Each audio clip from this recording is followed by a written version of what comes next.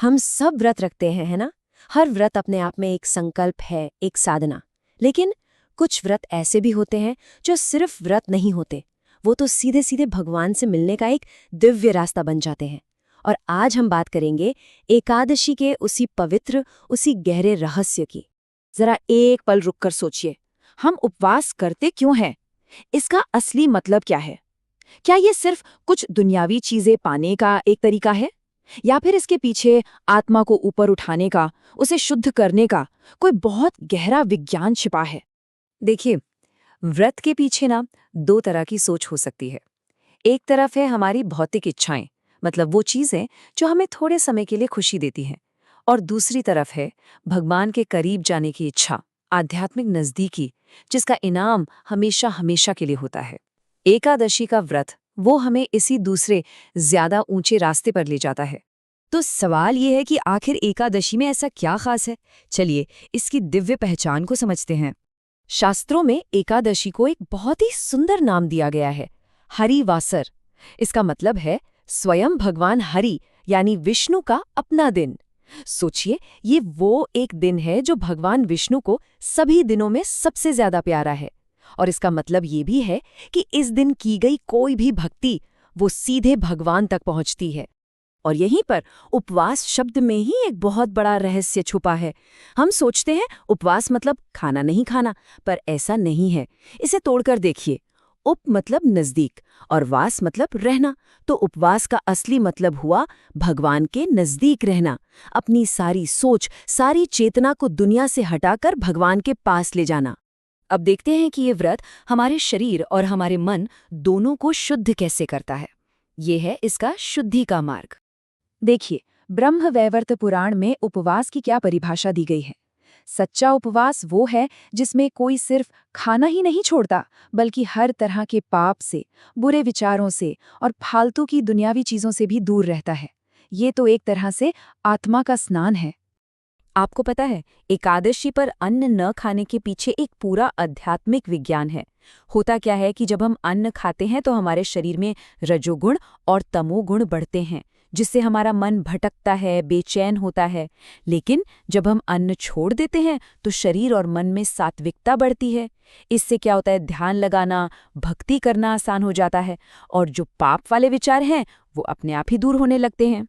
और इसीलिए इस दिन के कुछ नियम बनाए गए हैं। सिर्फ अनाज और दालें ही नहीं, बल्कि किसी की बुराई करने से, झूठ बोलने से, गुस्सा करने से, इन सब मानसिक गंदगी से भी दूर रहना होता है। क्योंकि असल लक्ष्य शरीर का नहीं, बल्कि हमारी चेतना का उपवास है।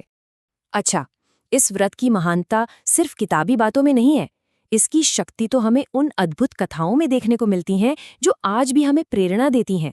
एक कथा आती है मूर नाम के एक दैत्य की। उसके आतंक से देवता कांप रहे थे।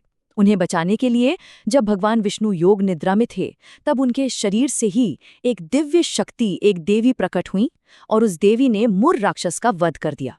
भगवान विष्णु इतने प्रसन्न हुए कि उन्होंने उस देवी को एकादशी नाम दिया, और साथ ही ये वरदान भी दिया कि जो कोई भी इस दिन व्रत रखेगा उसके सारे पाप नष्ट हो जाएंगे। सोचिए, एकादशी स्वयं भगवान की ही एक शक्ति है। ऐसी ही एक और कहानी है स्वर्ग के गंधर्व माल्यवान और पुष्पवंती की। उन्हें इंद्र ने श्राप दे दिया और वो पिशाच बन गए। उस भयानक जीवन से वो इतने दुखी थे कि एक बार उन्होंने अनजाने में ही जया एकादशी का व्रत कर लिया।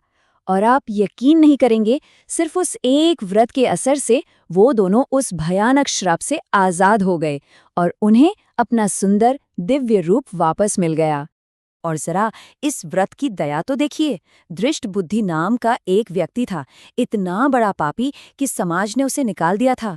वो भटकते भटकते कौंडिन्य ऋषि के पास पहुंचा। ऋषि ने उसे बस एक ही रास्ता दिखाया, एकादशी का व्रत। और उसने वो व्रत किया, और जानते हैं क्या हुआ? उसके जन्मों जन्मों के पापों का पहाड़ एक ही बार में राख हो गया, और वो सीधा वैकुंठ धाम पहुंच गया। ये है इस व्रत की शक्ति। तो अब आते हैं सबसे बड़े सवाल पर। इन सब के बाद आखिर इस महान व्रत को करने से मिलता क्या है?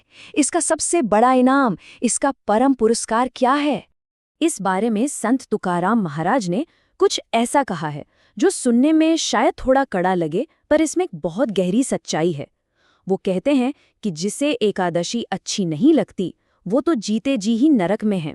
इसका मतलब ये नहीं कि वो सच में नरक में है, बल्कि ये कि जो इंसान भगवान के इतने प्यारे दिन से मुंह मोड़ ले, उसकी आत्मा, उसका मन असल में आध्यात्मिक सुख से दूर एक तरह के नरक को ही भोग रहा है। हम सबने जीवन के 4 लक्ष्यों के बारे में सुना है, धर्म, अर्थ, काम और मोक्ष। लेकिन एकादशी का व्रत इन चारों से भी ऊपर एक 5वां और सबसे बड़ा लक्ष्य देता है, और वो है भगवत भक्ति, यानी भगवान के लिए शुद्ध प्रेम। ये वो दिव्य प्रेम है जिसे पाने के बाद आत्मा को और कुछ नहीं चाहिए होता, वो पूरी तरह से संतुष्ट हो जाती है। और जो कोई भी पूरी श्रद्धा से इस व्रत को करता है ना, उसके लिए भगवान खुद अपने घर वैकुंठ के दरवाजे खोल देते हैं। ये वो दिव्य जगह है जहाँ कोई दुख नहीं, कोई डर नहीं, सिर्फ और सिर्फ हमेशा रहने वाला आनंद है और भगवान का साथ है।